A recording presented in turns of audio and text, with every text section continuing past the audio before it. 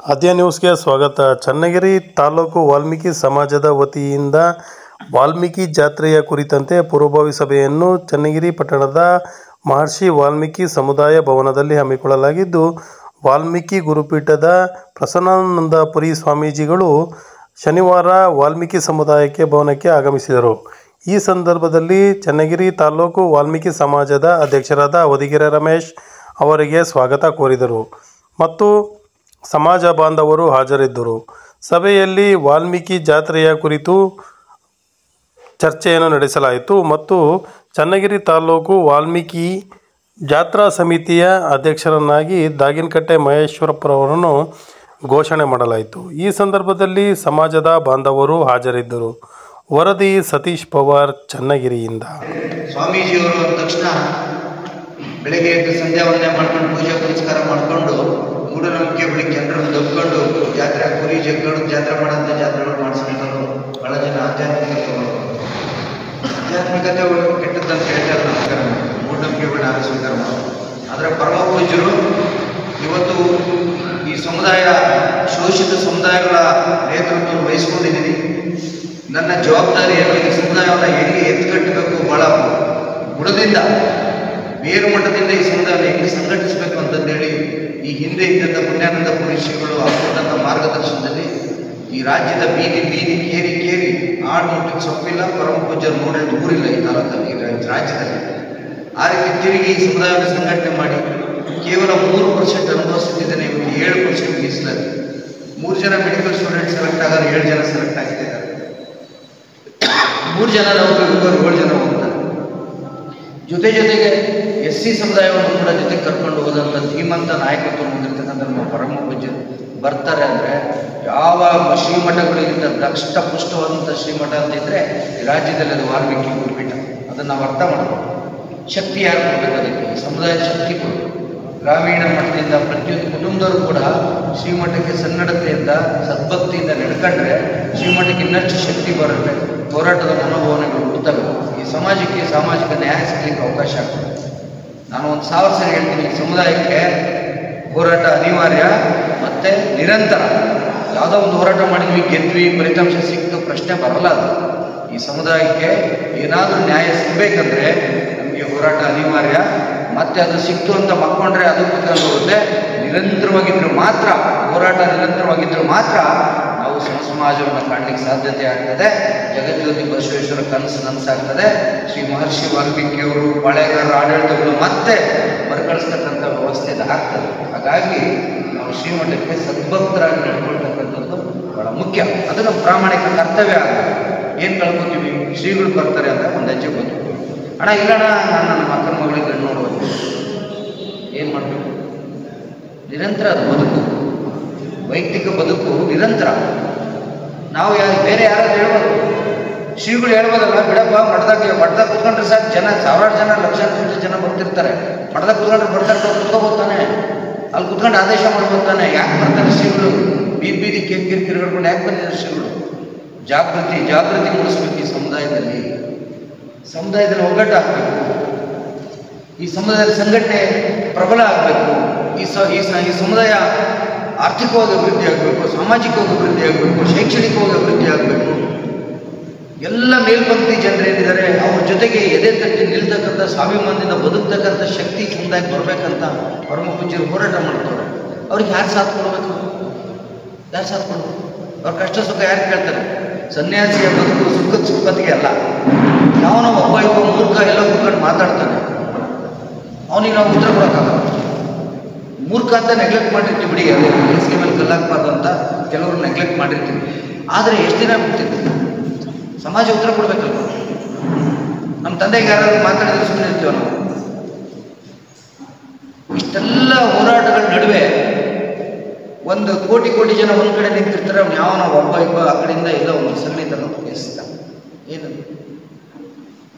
ಇಷ್ಟ ಅವನು ಏನು ಮಾಡೋದಿಲ್ಲ. ಅವನು ಅಲ್ಲೆಲ್ಲ ಒಂದು ಮೂಲೆ ಕೂತ್ಕೊತಾನೆ, ಒಂದು ವಾಟ್ಸಪ್ನಾಗ ಒಂದು ಮೆಸೇಜ್ ಹೊಡಿತಾನೆ ಅಷ್ಟೇ, ನೆಗೆಟಿವ್ ಆಗಿ ಹೋಯ್ತಲ್ಲ. ಎಲ್ಲ ಅದು ಹೇಳ್ತಾರಲ್ಲ, ಮಣ್ಣಿನ ಮಡಿಕೆ ಮಾಡಲಿಕ್ಕೆ ಎಷ್ಟು ಸಮಯ ಬೇಕು, ಎಷ್ಟು ಪರಿಶ್ರಮ ಬೇಕು, ಹೊಡೆದಾಕ್ಲಿಕ್ಕೆ ಎಷ್ಟು ಸೆಕೆಂಡ್, 1 ಸೆಕೆಂಡ್ ಸಾಕು ಹೊಡೆದಾಕ್ಲಿಕ್ಕೆ. ಆ ರೀತಿ ಇಂಥ ದುಷ್ಟಶಕ್ತಿಗಳನ್ನ ನಾವು ದೂರ ನಿಲ್ಲಿಸಲಿಕ್ಕೆ ಸಮಾಜ ಸೆಟದ್ ನಿಲ್ಬೇಕು. ಪರಮ ಪೂಜ್ಯರ ಜೊತೆಗೆ ಸಮಾಜ ಸೆಟದ್ ನಿಂತರೆ ಈಗಿನ ನಾಯಕರು ಅಂತಾರೆ ನಿಯತ್ತು. ಈ ಸಮುದಾಯಕ್ಕೆ ಇರ್ತಕ್ಕಂಥ ನಿಯತ್ತು ಬೇರೆ ಎಲ್ಲೂ ನೀವು ಕಾಣಲಿಕ್ಕೆ ಸಾಧ್ಯತೆ ಇಲ್ಲ. ಎಲ್ಲೋ ಒಂದು ಕಡೆ ದ್ರೋಣಾಚಾರ್ಯದ ಮೂರ್ತಿಯನ್ನು ಇಟ್ಕೊಂಡು ನಾವು ವಿದ್ಯಾಭ್ಯಾಸ ಮಾಡಿದ್ದಕ್ಕೆ ಬೆಂಬಲನೆ ಕಟ್ಟಿಸ್ಕೊಂಡಂತ ಕಟ್ ಮಾಡ್ಕೊಂಡವರು ಈ ನಮ್ಮ ಈ ಸಮುದಾಯದ ಅಭಿವೃದ್ಧಿಗೋಸ್ಕರ ಈ ಸಮುದಾಯದ ಅಭಿವೃದ್ಧಿಗೆ ಹೋರಾಟ ಮಾಡಿ ನಿಯತ್ ಕೇಳಿ ನನ್ನ ಮಕ್ಕಳಿವರು ಶ್ರೀಗಳು ಅಷ್ಟು ದುಡಿತಾರೆ, ಆ ಶ್ರೀಗಳು ಬೆನ್ನಿಗೆ ನಿಲ್ಲಲ್ಲ ಅಂತ. ನನಗೆ ಭಾಷೆಗಳು ಬರ್ತವೆ, ನಾನು ಬಹಳಷ್ಟು ರಾಜ್ಯ ವೇದಿಕೆಗಳಲ್ಲಿ ಹೇಳ್ಬೇಕಂತ ಹೇಳ್ಬೋದು. ಯಾವ ಜನ ಭಕ್ತಿಯಿಂದ ತಂದು ಹಾಕಿರ್ತಾರೆ ಸಮುದಾಯ ಅಭಿವೃದ್ಧಿ ಆಗುತ್ತೆ. ಅಲ್ಲೆಲ್ಲೋ 2 ಕೋಟಿ 3 ಕೋಟಿ ವಿಚಾರ ಎತ್ತೆ ಅಂತ ಹೇಳ್ತಾರೆ, ಅದನ್ನೇ ತಗೊಂಡು ಮನೆಗೆ ಇಟ್ಕೋತಾರೆ. ಹೆಂಡತಿ ಮಕ್ಕಳಿದ್ದಾರೆ, ಹುಡುಗಡೆ ತಿಳ್ಕೊಂಡಿದ್ದಾರೆ. ಯಾವನಲ್ಲೂ ಸ್ಟಾರ್ಟ್ ಮಾಡ್ತಾರೆ ನಮ್ಮವರು. ನೋವಿನ ಅಂಶ ಎಲ್ಲ ಅವನ್ನೆಲ್ಲ ಬಿಚ್ಚಿ ಹೇಳಬಾರ್ದು, ನಾವೇ ಇದ್ದೀವಿ ಅಂತಂದು ಹೇಳ್ತಾ ಇದ್ದೀನಿ ಅಷ್ಟೇ. ಪರಮ ಪೂಜ್ಯರು ಬೆನ್ನಿಗೆ ಬೆನ್ನಾಗಿ ನಾವು ನಿಲ್ಲಿಲ್ಲ ಅಂತಂದರೆ ಮುಂದಿನ ದಿನದಲ್ಲಿ ಈ ಸಮಾಜ ದುಸ್ಥಿತಿಗೆ ಹೋಗ್ತದೆ. ನಮ್ಮ ಈ ಸಮುದಾಯದ ಸಂಕೇತ ಅದು ಗುರುಪೀಠ, ವಾಲ್ಮೀಕಿ ಗುರುಪೀಠ ಈ ಸಮುದಾಯದ ಸಂಕೇತ. ಆ ಗುರುಪೀಠದ ನೇತಾರರಿಗೆ ನಾವು ಶಕ್ತಿಯಾಗಿರಬೇಕು. ಪ್ರಾಮಾಣಿಕವಾಗಿ ಈ ರಾಜ್ಯದಾದ್ಯಂತ ಪ್ರತಿ ವರ್ಷ ನಿರಂತರವಾಗಿ ಹೋರಾಟ ಮಾಡ್ತೀವಿ. ಯಾರಿಗೋಸ್ಕರ? ಎಲ್ಲೋ ಪಕ್ಷದ ನೇತಾರರು ಬರ್ತಾರೆ, ಮಂತ್ರಿಗಳು ಬರ್ತಾರೆ, ಮುಖ್ಯಮಂತ್ರಿಗಳು ಬರ್ತಾರೆ, ವಿರೋಧ ಪಕ್ಷದ ನಾಯಕರುಗಳು ಬರ್ತಾರೆ, ಲೋಕಸಭಾ ಸದಸ್ಯರುಗಳು ಬರ್ತಾರೆ. ಯಾಕೆ ಬರ್ತಾರೆ? ಈ ಸಮುದಾಯದ ಮೇಲೆ ಗೌರವ ಇರುತ್ತೆ ಬರ್ತಾರೆ. ಯಾರ ಗೌರವ ತಗೊಳ್ಳೋದು? ಎಲ್ಲಿಂದ ಬಂತು? ಯಾರಿಂದ? ಈ ಸಮುದಾಯಕ್ಕೆ ಇತಿಹಾಸ ಇರೋದ್ರ ಜೊತೆಗೆ ನಿರಂತರವಾಗಿ ಆ ಶಕ್ತಿಯನ್ನ, ನಮ್ಮ ಸಾಮರ್ಥ್ಯವನ್ನು ಪ್ರದರ್ಶನ ಮಾಡ್ತಾ ಇನ್ನೂ ಜೀವಂತ ಬಿಟ್ಕೊಂಡ್ಬಂದಿರ್ತಕ್ಕಂಥ. ಅದಕ್ಕೆ ಉಳಿಸ್ಕೊಳ್ಳೋದ್ರ ಕಡೆ ನಾವು ಪ್ರಾಮಾಣಿಕ ಪ್ರಯತ್ನ ಮಾಡಬೇಕು. ಯಾರೊಬ್ಬರು ಮಾಡ್ತಾರೆ ಅಂದರೆ ಇಲ್ಲಿ ಕಾಂಟ್ರಾಕ್ಟ್ ಲೆವೆಲ್ಸ್ ಯಾವ, ಇದು ಸಾಮೂಹಿಕ ಜವಾಬ್ದಾರಿ. ಸಮುದಾಯದ ಅಭಿವೃದ್ಧಿ, ಶ್ರೀಮಠದ ಅಭಿವೃದ್ಧಿ ಸಾಮೂಹಿಕ ಜವಾಬ್ದಾರಿ. ಇದನ್ನು ಸರ್ವರು ತಗೋಬೇಕು. ಅವರ್ಯಾರೋ ಮಾಡ್ತಾರೆ, ಇವರ್ಯಾರೋ ಮಾಡ್ತಾರೆ, ಪ್ರಶ್ನೆ ಇಲ್ಲ. ಈಗ ಶ್ರೀಗಳು ಭಾಳ ಸೌಲಭ್ಯ ಮಾಡಿ, ಈಗ ನಾ ಏನಾದರೂ ನಿಂತ್ಕೊಂಡು ಮಾಡಕ್ಕೆ ಹೋಗ್ತೀನಿ ಅಂದರೆ ರಮೇಶ್ ಒಂದು ಪಕ್ಷದ ಪರವಾಗಿ ಮಾಡ್ತಾನೆ, ಸಮಾಜದ ಕೆಲಸನೇ ಮಾಡ್ತಿರೋ ಈ ಪಕ್ಷದವ್ರು ಮಾಡ್ತಾನೆ ಅಂತ.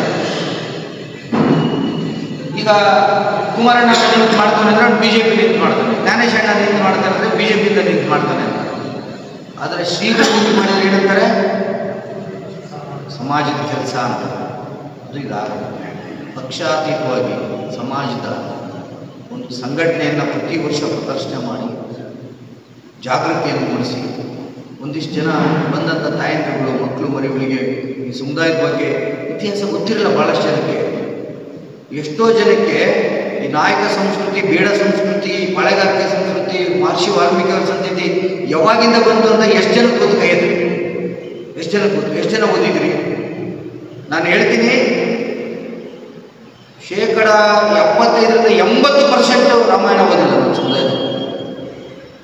ನಮ್ಮ ಸಮುದಾಯದವರೇ ಓದಿಲ್ಲ ರಾಮಾಯಣ. ಬೊಳೆ ಬಿಡ್ತವೆ. ನಾವು 3ನೇ ಎತ್ತಲ್ಲಿ ಓದಿಸಿದ್ರೆ ನಮ್ಮ ಅಪ್ಪ ರಾಮಾಯಣ ಬೊಗಳೆ ಬಿಡ್ತೀವಿ. ಸುಮ್ಮನೆ ಏನೇನೋ ಹೇಳೋದು ತಿಳ್ತದೆ. ಅದಕ್ಕೆ ನಮ್ಮ ಸಮುದಾಯದ ಇತಿಹಾಸವನ್ನು ನಾವು ಅರಿಬೇಕು ಅಂದರೆ ಆ ಥರ ಜಾಗೃತಿ ಜಾತ್ರೆಗಳಲ್ಲಿ ಬಂದು ಅರಿಬೇಕು. ಏನು ಯಾಕೆ ಮಾಡ್ತಾರೆ?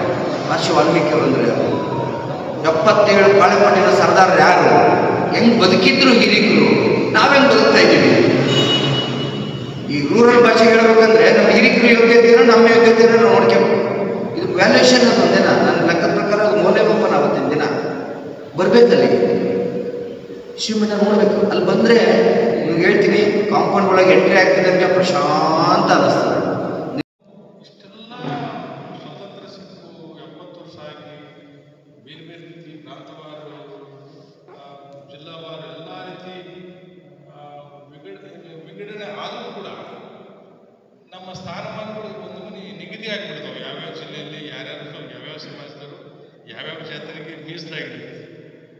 ಅಸಂವಿಧಾನಿಕವಾಗಿ ಆ ಸಮಾಜಗಳು ಆ ಜಾತಿ ಮೀಸಲಾಗಿಬಿಡ್ತವೆ.